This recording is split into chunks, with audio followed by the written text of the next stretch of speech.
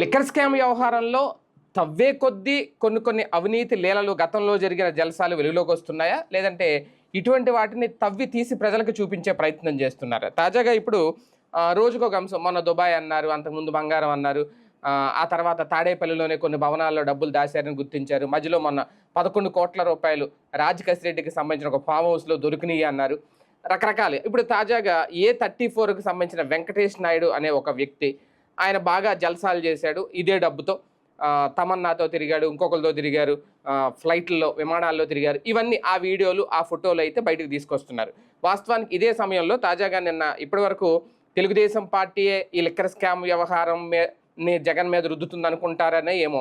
నిన్న సత్యకుమార్ యాదవ్, బీజేపీకి సంబంధించిన వ్యక్తి, ఆయన మంత్రి, ఆయన మాట్లాడారు రేపో మాపో జగన్ అరెస్ట్ కాబోతున్నారు అనేది.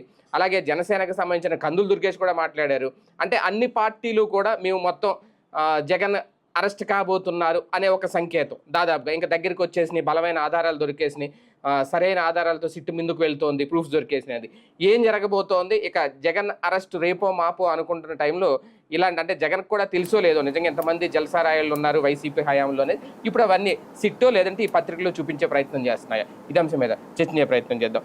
సార్, అంటే ముందు నుంచి అనుకున్నట్టు ఇది ఒక స్క్రీన్ ప్లే అనుకోవాలా? జల్సాలు చేస్తున్నారు ఈ వెంకటేష్ నాయుడు అనే వ్యక్తి, ఇలా రకరకాల రోజు కూడా తీసుకొస్తారు, లేదా తవ్వే కొద్దీ వెలుగులోకి వస్తున్నాయా, ఇలాంటి తవ్వి బయటికి తీస్తున్నారా? ఎలా చూడాలి? కన్విన్స్ చేయలేనప్పుడు కన్ఫ్యూజ్ చేయడం అనేది ఏదో సినిమాలో డైలాగ్ ఉంది, పోకిరిలో.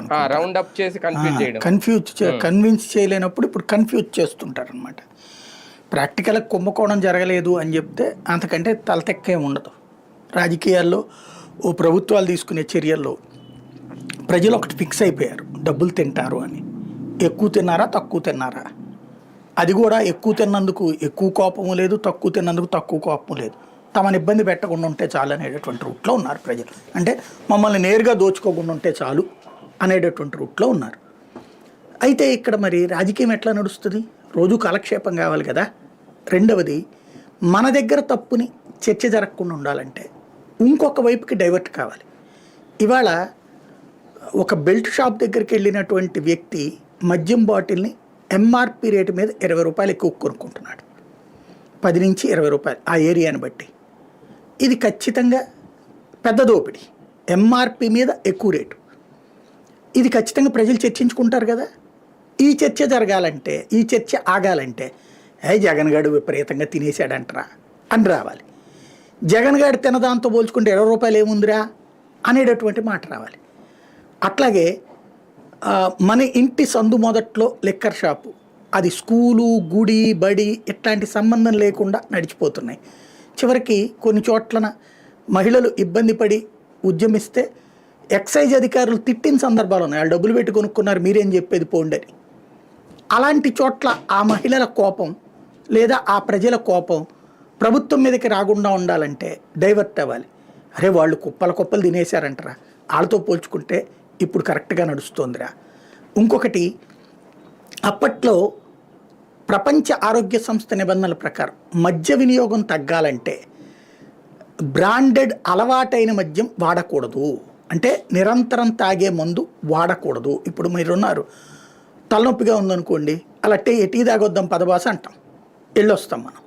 అదే టీ తాగడం అనేటటువంటిది, టీ అనేటటువంటి దానికి సంబంధించి లేదనుకోండి, అక్కడ మార్కెట్లో కాఫీ దగ్గరికి వెళ్తారు. అది కూడా లేకపోతే ఏం చేస్తారు? ఒకసారి చూస్తారు, 2 సార్లు చూస్తారు, 3 సార్లు చూశాక ఏ కొబ్బరి బొండమో తాగుతారు. కానీ ఈ సాటిస్ఫాక్షన్ రాదు.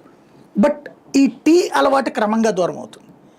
సిగరెట్ నిషేధాన్ని, అంటే సిగరెట్ని ఒక్కసారి తాగడం మానేయండి అంటే మానరని చెప్పేసి దానికి ఏం చెప్తారు, ఫిల్టర్ది తాగండి. ఆ తర్వాత సెకండ్ ఫేజ్లో ఏం చేస్తారు, అదేదో టొబాకో లేనటువంటి సిగరెట్లు అనేది వచ్చినాయి, అవి తాగండి అంటారు. ఇది దశల వారీగా జరిగే చర్య. ప్రపంచ ఆరోగ్య సంస్థ పద్ధతి కూడా అదే. అందువల్లనే భారతదేశ చరిత్రలో మద్య వినియోగం ఒక ప్రభుత్వమే ఇనిషియేటివ్ తీసుకుని ఏకదం నిషేధం పెడితే ఫెయిల్ అయ్యాం. కాబట్టి దశల వారీ నిషేధంలో భాగంగా ఆ కాన్సెప్ట్ బిగిన్ చేశారు. అందులో భాగంగా రేట్లు ఎక్కువ పెట్టి తాగించడం కానీ, అదే సందర్భంలో నాణ్యమైనటువంటి బ్రాండ్లు అందుబాటులో లేకుండా చేయడం కానీ చేశారు. ఇది ప్రపంచ ఆరోగ్య సంస్థ మద్య నిషేధపు మార్గదర్శకాలు అమలు అన్నమాట. దాన్ని కాస్త చక్కగా ఇక్కడ దాన్ని పాటించకూడదు అనుకుంటున్నాం, దాని దగ్గర ఎక్కువ సంపాదించాలనుకుంటున్నాం, మన కార్యకర్తలు బ్రతకాలనుకుంటున్నాం, మన నాయకులు బ్రతకాలనుకుంటున్నాం, కానీ ప్రజల్లో ఒక వ్యతిరేకత వస్తుంది. దాన్ని డైవర్ట్ కావాలంటే అవతలోడు బోల్డ్ అంత తినేశాడు, అందువల్లనే మీకు ఆ రోజున అట్లాంటి మంది ఇవ్వలేదు అనేటటువంటి ప్రచారానికి ఈ నిబంధనల్ని, ఈ ఆచరణని వాడుతున్నారు. జగన్ ఖచ్చితంగా డిస్టిలరీ దగ్గర తినే ఉంటాడు, నో డౌట్ ఎట్ ఆల్. నాకు కూడా అలాంటి నమ్మకం. డైరెక్ట్గా జగన్ తిన్నారు. జగన్కే వెళ్తాయి, ఏం పక్కన వాళ్ళు కింద ఏంటంటే ఊరుకుంటారా ఏంటి? కింద తినేస్తారా? అంటే అంతిమ లబ్ధి ఖచ్చితంగా. ఇప్పుడు ఆ టైంలో జరిగే ప్రతిదానికి అంతిమ లబ్ధిదారు అతనే అవుతాడు. కింద స్థాయిలో దాన్ని ఏమంటారు, ఇళ్ళు కట్టుకునే చోటను, ఇళ్ల స్థలాలు కొన్న చోటను, ఇట్లాంటి డబ్బులు జగన్ దగ్గరికి పోవు, లోకల్ ఎమ్మెల్యేల దగ్గరికి పోతాయి. అయ్యి ఇసుక మద్యం ఈ రెండు సెంట్రలైజ్డ్గా నడిపాడు ఆ రోజున. సెంట్రలైజ్డ్గా నడిపినప్పుడు ఆటోమేటిక్గా సెంట్రలైజ్డ్గానే పోతాయి డబ్బులు. అలా పోదు అని చెప్పడం అమాయకత్వం. అవినీతి జరగలేదు అని ఇక్కడ నేను అంటలేదు. అవినీతి జరిగింది అని వీళ్ళు అనేటప్పుడు అది నిరూపించడానికి ఒక స్కోప్ కుదరట్లేదు వీళ్ళకి. దాంతో క్యారెక్టర్ అసాసినేషన్ మీదకి ఎక్కువ పోతున్నారు. వ్యక్తుల యొక్క వ్యక్తిత్వ హననం వీళ్ళది ఎలా ఉంటుందంటే, మనవాడైతే వ్యక్తి పూజ ఎక్కువ ఉంటుంది, పరాయి వాడైతే వ్యక్తిత్వ హననం ఎక్కువ ఉంటుంది. చంద్రబాబు గారు జైల్లో ఉన్నారనుకోండి, అయ్యో ఆయనకి స్పూన్ సరిగ్గా సరైన స్పూన్ ఇవ్వలేదు, సరిగ్గా సరైన మనిషిని ఇవ్వలేదు, భోజనం ఇంట్లోంచి తీసుకెళ్తున్నప్పుడు బయట చెక్ చేశారట, అది నోట్లో వేసుకుని చూసి పంపిస్తున్నారట అని రాశారు. అప్పుడు అదే ఇప్పుడు మిథున్ రెడ్డి దగ్గరికి వచ్చేటప్పటికి అట్లట్లు ఇస్తారు, ఆయనకి ఎందుకు ఇస్తారు, అంత బలుప, అంత అహంకారమా అని రాస్తున్నారు. ఏంటిది అంటే అంతే. మాకు నచ్చినోడికి చిన్న సమస్య వచ్చినా విరుచుకు పడతాం, అదే మాకు నచ్చనోడికి పెద్ద సమస్య సృష్టించినా అది తప్పు లేదు, తప్పదు, ఎందుకు చెయ్యకూడదని నిలదీస్తాం. ఇక్కడ మీడియాని పట్టించుకోకపోవడం, సోషల్ మీడియాని పట్టించుకోకపోవడం, ప్రింట్ మీడియా, ఎలక్ట్రానిక్ మీడియా లేకుండా నేను గెలిచేశానన్నటువంటి అహంభావంతో చేసినటువంటి జగన్ ప్రవర్తన ఇవాళ అతన్ని వెంటాడుతోంది. అండగా నిలబడేవాడు కరువయ్యాడు, సమాధానం చెప్పేవాడు కరువయ్యాడు, నిజంగా బాధ్యతాయుతంగా మాట్లాడిన వాళ్ళని ఎంకరేజ్ చేయలే. దాని పర్యవసానం ఇవాళ వాళ్ళు ఫేస్ చేస్తున్నారు. ఇట్లాంటిది అడిగేవాడు ఎవడున్నాడు ఇవాళ, ప్రశ్నించేవాడు ఎవడున్నాడు ఇవాళ. చివరికి అలా సాక్షిలో రాస్తే అది వైఎస్ఆర్ కాంగ్రెస్ పార్టీ పత్రిక, సాక్షి టీవీలో వేస్తే వాళ్ళ దాంట్లో చర్చ జరగాల్సిందేంటి? ఇప్పుడు జగన్ మద్యం డబ్బులు తిన్నాడు, నువ్వేమని చెబుతున్నావు? అవన్నీ ఎలక్షన్లో పనిచేశాడని ఇచ్చేశారు కదా, ఛార్జ్షీట్ కూడా ఇచ్చేశారు కదా.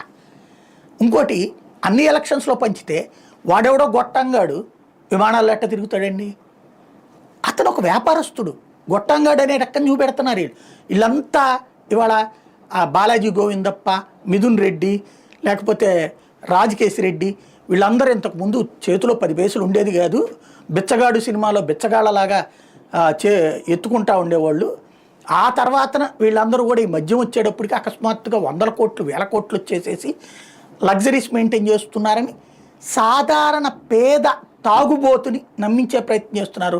ఆ తాగుబోతు భార్యలని నమ్మించే ప్రయత్నం చేస్తున్నారు. ఏదైతే కరప్షన్ అంటే అసహించుకునేటటువంటి మధ్యతరగతిని కన్విన్స్ చేసే ప్రయత్నం చేస్తున్నారు. దీని ద్వారా పర్ఫెక్ట్ సాక్ష్యాలు కాకపోయినప్పుడు ఈ కథంతా నడుస్తుంది. 1.5 ఏడాదిన్నర ఎందుకు ఆగుతున్నారు వీళ్ళు? ఎందుకని అంటే ఇదే కారణం. ఇప్పుడు ఆ 11 కోట్లది మరి నిజంగా అదంతా వీళ్ళ దగ్గరే తీసుకున్నారు, వీళ్ళ దగ్గరే సీజ్ చేశారు. ఏంటా గొడవ? దాంట్లో కోర్టులో ఎందుకని చూపించలేకపోయారు? స్లిప్ తీసుకొస్తానని పారిపోయాడు ఎందుకు అధికారి? ఇన్వెస్టిగేషన్ ఆఫీసర్ పారిపోవడం ఏంటి చండాలంగా? భారతదేశ చరిత్రలో ఎక్కడన్నా ఉందా? ఎందుకు నిజంగా డబ్బులు అకౌంట్లో వేయకపోతే మరి ఎక్కడ దాచినట్టు? ఏది 11 కోట్ల రూపాయలు ఒకవేళ బ్యాంక్ అకౌంట్లో వేసినట్టు ఆ స్లిప్ తీసుకురమ్మని అన్నారు, ఆయన తీసుకొస్తానన్నారు, వెళ్ళిపోయాడు, రాలేదు. మరి ఆ డబ్బులు ఎక్కడ పెట్టినట్టు? వీళ్ళు వాళ్ళ ఆఫీస్లోనే ఉంటాయి సాధారణంగా. మీకు అలా మీకు ప్రతి మర్డర్ కేసుల్లో కానీ వీటిల్లో బంగారం దొరుకుతుందండి, వజ్రాలు దొరుకుతాయి. పోలీస్ స్టేషన్లో దానికి ఒక లాకర్ ఉంటుంది. పోలీస్ స్టేషన్లో రైటర్ ఆధ్వర్యంలో ఇంత తాళాల గుర్తుంటుంది. మనకి పాత రోజుల్లో మహిళలు కనుక బొడ్లో దోపుకునేటటువంటి నగలు ఉంటాయి చూడండి, అట్లా వీళ్ళ దగ్గర ఇంత గుర్తుంటుంది ఎప్పుడు కూడా. రైటర్లు చాలా ముఖ్యం. రైటర్ ఆధ్వర్యంలో అక్కడ కొన్ని బీర్వాలు పెట్టి ఉంటాయి. ఆ బీర్వాలలో ఈ ప్రాపర్టీస్ అన్నీ ఉంటాయి. అసలు డబ్బులు కోర్టుకి సబ్మిట్ చేయక్కర్లేదు. అవి వీళ్ళు కావాలని తీసుకెళ్లారు కోర్టుకి కావాలని తీసుకెళ్లారు వీళ్ళు. కోర్టుకు తీసుకెళ్ళిన యాజ్ ఫర్ నామ్స్ వీళ్ళు ఒక పిటిషన్ వేయాలి. ఇట్లాగంటే కోర్టు ఓకే తీసుకెళ్ళి వీటిని జాగ్రత్తగా దాచిపెట్టండి లోపల అని చెప్తుంది. వీళ్ళ దగ్గరే ఉంటాయి ఆ డబ్బులు లెక్క ప్రకారం, బ్యాంకులో వేయక్కర్లేదు అది. అంటే మామూలుగా చిన్న అంటే మేము పేపర్లో ఏదో చేసినప్పుడు ప్యాకెట్లు అక్కడ డబ్బు దొరికింది ఇలా అన్నప్పుడు మేము పోలీస్ స్టేషన్కి వెళ్ళినప్పుడు వాళ్ళు చెప్పేవారు 500 నోట్లు ఇన్ని 100 నోట్లు ఇన్ని ఇలా ఒక డినామినేషన్ కూడా మొత్తం వేసి మీ ఇది కోర్టుకి సబ్మిట్ చేస్తాను. అలాంటిది ఇక్కడ మరి 11 కోట్ల రూపాయలు అంటే నిజంగా ఉండుంటే వీళ్ళు అడిగినట్టు దాని మీద ఆయన ఫింగర్ ప్రింట్ ఉన్నాయా, ఆ డబ్బు ఎక్కడ, ఆ సీరియల్ నెంబర్లు ఎప్పుడు వచ్చినాయి, ఇవన్నీ చేయొచ్చు. లేదు మేము బ్యాంకులో వేసేసాం అక్కడ చెప్పడం ఇక్కడ పెట్టుకోవడం అంటే ఏం దాస్తున్నట్టు. అంటే ఇక్కడ సమస్య ఏమొచ్చిందంటే ముందు వీళ్ళు తెలివిగా ఏం చేశారంటే దానికి అదేదో ఫామ్ 166 ఏదో ఉంటుంది, నాకు అంకె గుర్తు రావట్లేదు, ఒక సిస్టమ్ ఉంటుంది. దాని ప్రకారం ఏంటంటే ఇదిగో మేము ఇంత సీజ్ చేసాం ఇది అని చెప్పేసి కోర్టుకు చెప్తారు. కోర్టు ఓకే అని చెప్పి ఒక స్టాంప్ వేసి ఇది మీ దగ్గర అట్టి పెట్టండి అని చెప్తుంది. వీళ్ళు తీసుకొచ్చి మళ్ళీ ఇలా బీరవాలో పెట్టుకోవాలి, అంతే సిస్టమ్. దాంట్లో వీళ్ళకి డౌట్ వస్తే అప్పుడు అంటే వీళ్ళ దగ్గర భద్రత లేదనుకుంటే బ్యాంకులో వెయ్యొచ్చు అది, కానీ వెయ్యరు. ఎందుకంటే అధికారులు మారుతూ ఉంటారు కదా. పోలీస్ డిపార్ట్మెంట్ కంటూ సపరేట్ అకౌంట్ కమిషనర్ ఆధ్వర్యంలో ఉంటుంది తప్పించి విడిగా ఉండవు కదా. ఇప్పుడు సిట్ ఆధ్వర్యంలో ఇట్లా ఉండవు కదా. అందుకని ఇదంతా జవాబుదారీ వీళ్ళే, కాబట్టి వీళ్ళ దగ్గర అట్టి పెడతారు. అది కాకుండా ఇక్కడ మేము బ్యాంకులో వేస్తామని కోర్టుకు వెళ్ళారు వీళ్ళు, అక్కడ అసలు దొరికిపోయారు. అక్కడ వీళ్ళు కన్ఫ్యూజ్ అయ్యారు. అంటే వీళ్ళకి పాయింట్ దొరికింది. 11 కోట్ల రూపాయలు వీళ్ళు బ్యాంకులో వేస్తున్నారంటే ఏంటి? ఇప్పుడు నిజంగా రాజకేశిరెడ్డి డబ్బులే, రాజకేశిరెడ్డి అతని చేతితో పట్టుకోకుండా ఉంటాడా? ఇక్కడ మన అందరూ అనుకుంటుంది ఏంటంటే పోలీసులు ఎవరో నాతో మాట్లాడారు, పోలీసులు ఫింగర్ ప్రింట్స్, పోలీసులు చెప్తారు మా ఫింగర్ ప్రింట్లో మేమే కౌంట్ వేసాం కదని. ఇక్కడ పోలీసుల ఫింగర్ ప్రింట్ ఉందా లేదా అన్నది కాదు దాని ఉద్దేశం. నా ఫింగర్ ప్రింట్ ఏదో చూడండి అంటాడు దాని మీద. నా డబ్బులు అంటున్నారు కదా, నేనే తీసి వాడి చేతికి ఇచ్చానంటున్నారు కదా. అట్టపెట్టి మీదను ఆ నోట్ల కట్టల మీదను నా ఫింగర్ ప్రింట్ చెక్ చేయండి, లేకపోతే అప్పుడు నాది ఎట్లా అవుతుంది? పోనీ ఇతని ఇంట్లో దొరికింది అనుకోండి, కరెక్ట్ అవుతుంది. ఇంట్లో ఎతికారుగా, ఇతని ఆఫీస్లో ఎతికారుగా, అక్కడెక్కడా దొరకలేదు కదా. వాడెవడు ఫామ్ హౌస్లోనే దొరికితే అందులో అది నాది ఎట్ట అవుతుంది? వాడెవడో చెప్పాడంటే వాడు కుమ్మక్కయ్యారు కదా. ఫామ్ హౌస్ కూడా ముందు ఏంది అన్నారు, ఈయన కూడా ఫామ్ హౌస్ ఆడదు కాదు, వీళ్ళే చెప్తున్నారు. ఫామ్ హౌస్ ఎవరిదో తెలంగాణకు సంబంధించిన బిజినెస్ మ్యాన్ది. అదే ముందు ఈయన అన్నారు, ఈయన బినామీ అన్నారు, అంతా అయిపోయింది. మళ్ళీ మారిపోయింది. అక్కడ ఒక కన్ఫ్యూజన్ అయ్యింది. అక్కడ ఆ ఫామ్ హౌస్ ఓనరు పెద్ద డయాగ్నోసిస్ సెంటర్లోను మెడికల్ సర్వీసెస్ ఓనర్ అట అతను. అక్కడ ఒక తేడా వచ్చింది. ఇంకొకటి తీసుకెళ్ళి అట్టపెట్టెలు చెత్త వాటి మధ్యన పెట్టుకుంటాడా డబ్బులు, అది ఉట్టి 11 కోట్లు పెడతాడా తీసుకెళ్ళి. అంటే ఒక దాన్ని ఏమంటారంటే అదేదో ఒక సామెత ఉంది, ఒక తరహా మనుషులు అంటే మనం ఆడామగా అని చెప్తే బాగోదేమో సామెత. ఒకళ్ళు అబద్ధం చెప్తే గోడ కట్టినట్టు ఉంటుంది, ఒకళ్ళు అబద్ధం చెప్తే తడికి పెట్టినట్టు ఉంటుంది. ఇక్కడ వీళ్ళు తడికలు కడుతున్నారు, గోడ కట్టడానికి ప్రయత్నిస్తున్నారు. మీడియా గోడ కడుతుంది కానీ లీగల్గా తడికలు అవుతున్నాయి. మీడియా పరంగా అయితే గోడలు కట్టేశారు, పబ్లిక్లో అయితే ఆ ఫీలింగ్ క్రియేట్ చేయడంలో సక్సెస్ అయ్యారు. వీళ్ళ ఉద్దేశం కూడా ఇందులో శిక్షలు పడేగా చర్చే కాదు, కాకపోతే ఎక్కువ రోజులు సాగతీస్తే ఈ చర్చ పక్కకెళ్ళిపోతుంది కదా. పర్మిట్ రూములు, బెల్ట్ షాపులు, డబ్బులు ఇప్పుడు మద్యం రేట్లు, ఇదే మద్యం తక్కువ రేటుకు దొరకకపోగా ఆదాయం తగ్గిపోతుంది, ఇదంతా పక్కకెళ్ళిపోతుంది కదా. ఇప్పుడు ఒక కుంభకోణానికి కీ రోల్ ఒకటేనండి, ప్రభుత్వ కుంభకోణానికి కీ పాయింట్ ఒకే ఒక్కటి ఉంటుంది, గతం కంటే ఆదాయం పడిపోయింది. సింపుల్ లాజిక్ ఇది. అక్కడే పడిపోయింది. ఇక్కడ గవర్నమెంట్ గతం కంటే ఎక్కువ రావడమే కాదు, జగన్ టైంలో కంటే తక్కువ వస్తుంది ఇప్పుడు ఆదాయం. ఇందులో కూడా ఎక్కువ వాడుతున్నారు, తక్కువ ఆదాయం వస్తుంది. అప్పుడు తక్కువ వాడి ఎక్కువ ఆదాయం వచ్చింది.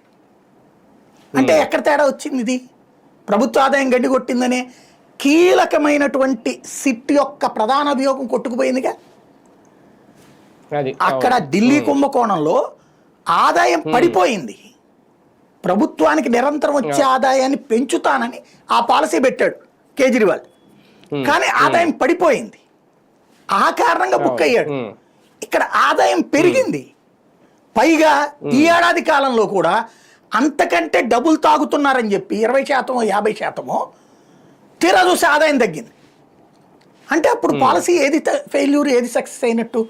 అతను తిన్నాడని ఆ ప్రాంతంలో ప్రూవ్ చేయడం కష్టం. ఇక నెక్స్ట్ డిస్టిలరీలు, వాడు పెట్టాలి కంప్లైంట్. అయ్యా నన్ను బెదిరించి తీసుకున్నాడని. లేదు, అక్కడ ఏమంటారు వీళ్ళు, కల్తీ మద్యం అంటున్నారు. ప్రభుత్వం పవర్లోకి రాగానే అప్పుడు ఉత్పత్తి అవుతున్న మద్యాన్ని ఏమన్నా కనుక సీజ్ చేసి వాటి తనిఖీలకు పంపించి అందులో ఇట్లాంటి కంటెంట్స్ ఉన్నాయి అని చెప్తే కోర్టులో చెల్లుబాటు అయ్యేది. ఇప్పటికి అదే మద్యాన్ని 6 నెలలు అమ్మారు. అయ్యే బ్రాండ్స్ 6 నెలలు అమ్మారు. ఇప్పుడు ఇంకో కొత్త బ్రాండ్స్ వచ్చినాయి, ఆ బ్రాండ్స్ అమ్ముతున్నారు కదా. అందులో నువ్వు ఇప్పుడు అయ్యే డిస్టిలరీలు కదా, మళ్ళీ పోనీ వేరే డిస్టిలరీలా, కొత్తగా కొన్ని డిస్టిలరీలు కూడా తీసుకున్నావు, ఆ డిస్టిలరీల నుంచినే తీసుకున్నారు మీరు మద్యం. అంటే అవి తప్పుడు అయితే అక్కడి నుంచి ఎట్టా తీసుకుంటున్నారు? రెండో పాయింట్, ఇప్పుడు ఈ మద్యం కల్తీ అని ఇంకెట్లా ప్రూవ్ చేస్తారు? తిరుపతి లడ్డు విషయంలో ఏమంది ఆ రోజున సుప్రీంకోర్టు? మీరు లడ్డూని ఏమన్నా చెక్ చేశారా అని అడిగింది. నూరేళ్ళ పెట్టారు కదా, చెక్ చేయకుండా కల్తీ అని ఎట్లా చెప్తున్నారని అడిగిందా లేదా? ఇప్పుడు దీంట్లో ఎవరు చెక్ చేశారు?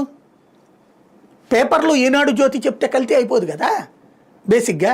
ఇంకోటి ఏమన్నా దాన్ని ఏమంటారు, డిస్టిలరీ సంబంధం లేకుండా, అంటే డిస్టిలరీ నుంచి సరుకు వచ్చినప్పుడు గవర్నమెంట్కి వస్తుంది, ఎక్సైజ్ శాఖ స్టాంప్ వేస్తారు, అది ఇక్కడ అమ్ముడవ్వాలి. అలా కానీ ఏమన్నా పట్టుకున్నారా పోయినప్పుడు? లేదు. ఇప్పుడు అట్లాంటివి దొరుకుతాయి, అప్పుడు లేవు.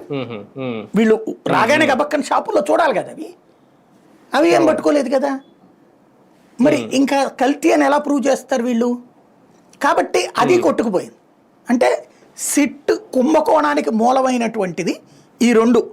ఒకటి ఆదాయం తగ్గటం, రెండోది కల్తీ. ఈ రెండు కొట్టుకుపోయింది.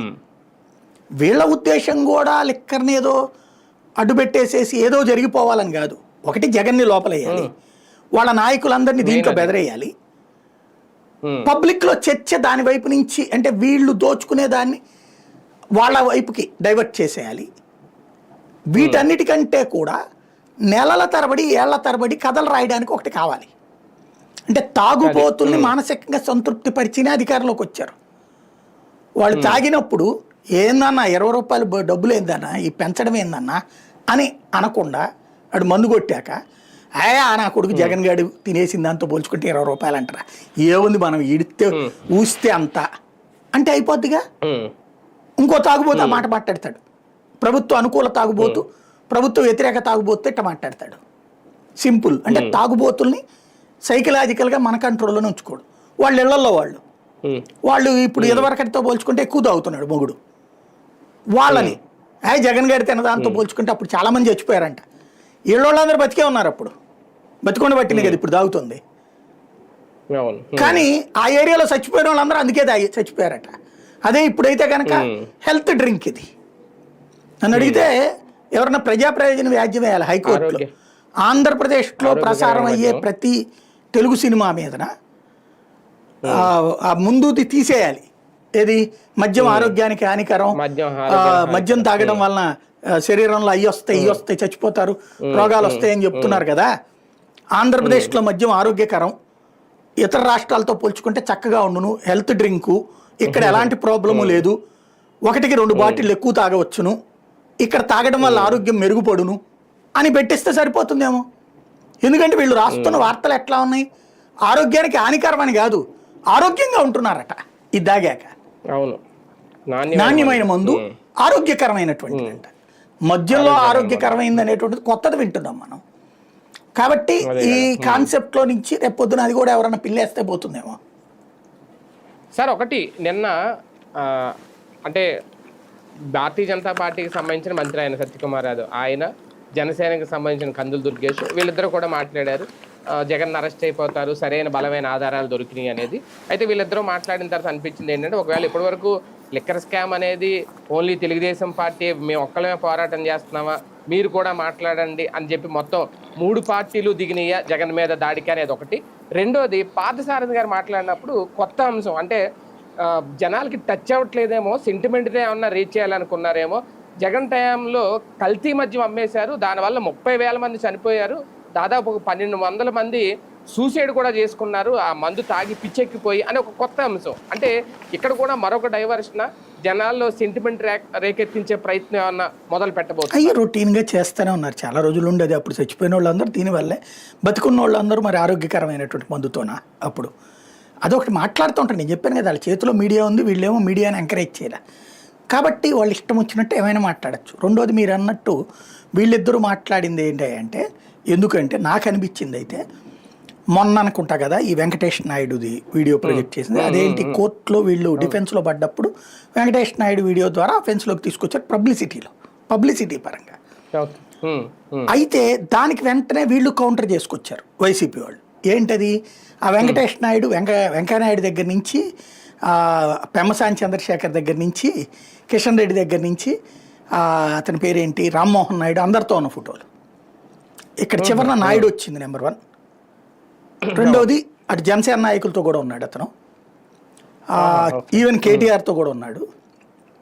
అవన్నీ వచ్చినాయి అతని ఫోటోలు.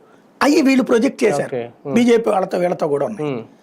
అందుకని అతను మాకు సంబంధం లేదని చెప్పడం కోసం బీజేపీ మాట్లాడినట్టుంది. అలాగే నాయుడు గారు అయ్యాడు, ప్లస్ వీళ్ళ దగ్గర కూడా ఉన్నాడు కదా జనసేన నాయకులతో కూడా, కాబట్టి వీళ్ళు కూడా మాట్లాడినట్టున్నారు. అదేదో పార్టీ తెలుగుదేశం చెప్తే చేసినట్టు కాదు. రెండవది ఏంటంటే మొన్న ఆయన మాట్లాడింది కావచ్చు, ఇది వీళ్ళందరూ కూడా ఇంకొక నెలలోనూ ఇంకో 10 రోజుల్లోనూ అంటున్నారు కదా అరెస్టు. కాబట్టి ఒకవేళ రేపు అరెస్ట్ చేసేస్తే మనం అందులో ఇంకోటి మాధవ్ మాట్లాడటం బిగిన్ చేశాడు. కాబట్టి సత్యకుమార్ యాదవ్ మాట్లాడినట్టున్నాడు. అంటే సత్యకుమార్ యాదవ్ చాలాసార్లు మాట్లాడినట్టున్నాడు ఆ విషయం. మాధవ్ కూడా మాట్లాడుతున్నాడు కదా. ఓవరాల్గా వీళ్ళకి ఒక కమ్యూనికేషన్ ఏముందంటే, ఎప్పుడనేది చెప్పంగానే త్వరలో అరెస్ట్ చేస్తాం జగన్ అని కమ్యూనికేషన్ వచ్చి ఉండాలి. అప్పుడు మళ్ళీ మాట్లాడటం కంటే ఇప్పటి నుంచినే అలవాటు పడితే, ఇంకోటి వాళ్ళ కార్యకర్తలు కూడా చెప్పాలి కదా, మాట్లాడాలి కదా రేపు పొద్దున. అందుకు సైకలాజికల్గా ప్రిపేర్ చేస్తున్నారు అనమాట. అంటే ఇంకా కూటమి వారుగా మారిపోబోతుంది లిక్కర్ స్కామ్. ఓన్లీ నా టీడీపీ వరకే పరిమితం కాకుండా ఇంకా అందరూ కూడా అంతే కదా. జగన్ అరెస్ట్ అయినప్పుడు మరి ఒకళ్ళు నెత్తినేసుకుని మిగతా వాళ్ళు వదిలేస్తే బాగోదు కదా. అయితే ఇక్కడే ఒక కన్ఫ్యూజన్ వల్ల మధ్యలో ఆయన ఏడాది చెప్పే టైం టీజీ భరత్. అంటే నాకు డౌట్ వచ్చింది ఏంటంటే, ఏడాది పాటు ఇంకా చాలా రోజుల పాటు ఇప్పుడు వెంకటేష్ నాయుడు మళ్ళీ అందులో ఉన్న ఇంకొకళ్ళని ఎవరినో తీసుకుని వాళ్ళ ఇంట్లో వాళ్ళ ఆవిడతో ఇట్లా ఉన్నాడు, వాళ్ళ ఆవిడ పట్టు చీరలు కొనుక్కునేది, 2 నగలు కొనుక్కుంది, ఇట్లాంటివి ఏమైనా తీసుకొస్తారని చూడాలి మరి. అదే కదా, ఇంకా చాలా మంది బయటకు వస్తారు ఒకవేళ. ఇప్పుడు వీళ్ళది రిమాండ్ టైం అయిపోయినట్టుంది సార్. మళ్ళీ ఎక్స్టెండ్ అవుతూనే ఉంటుంది, మళ్ళీ ఎక్స్టెండ్ అయింది. అంటే ఈ సీరియస్నెస్ క్రియేట్ చేయడం కూడా ఒక రకంగా దాని మీద ఏమైనా లేదు. న్యాయస్థానాల్లో సరైనటువంటి సిస్టమ్ వీళ్ళకి లేదు ఫ్రమ్ ద బిగినింగ్. కాబట్టి వీళ్ళ అదృష్టం నడిచిపోతుంది. ఛార్జ్ షీట్ వేసేసాక కూడా 2 రోజుల పాటు జైల్లో ఉంచాల్సిన పరిస్థితి అంటే లేదు అక్కడ. వీళ్ళ మీడియా ఫెయిల్యూర్ ఎట్లాగో లీగల్ ఫెయిల్యూర్ అట్లా ఉంది వాళ్ళకి. రైట్ రైట్ చూద్దాం. మొత్తానికి లిక్కర్ స్కామ్ వ్యవహారం అయితే చాలా సీరియస్గా ముందుకైతే తీసుకెళ్తున్నారు. దాంతో మిగిలిన పార్టీల మంత్రులు కూడా మాట్లాడడం, ఇంకా రేపో మాపో జగన్ అరెస్ట్ కాబోతున్నారు అనే ఒక ఫీలింగ్ అయితే ప్రజల్లో క్రియేట్ చేసే పని. అదే నేపథ్యంలో నాట్ ఓన్లీ స్కామ్, గతంలో నకిలీ మందు కూడా అమ్మేసి, కల్తీ మద్యం అమ్మేసి జనాల ప్రాణాలు కూడా తీసేశారు అనే పాయింట్ కూడా ఇప్పుడు ప్రజల్లోకి బలంగా తీసుకెళ్లే ప్రయత్నం చేస్తున్నారు. ఎవరు ఎంతవరకు సక్సెస్ అవుతారు ఇందులో, ఫైనల్గా జగన్ అరెస్ట్ అవుతారు లేదా చూద్దాం.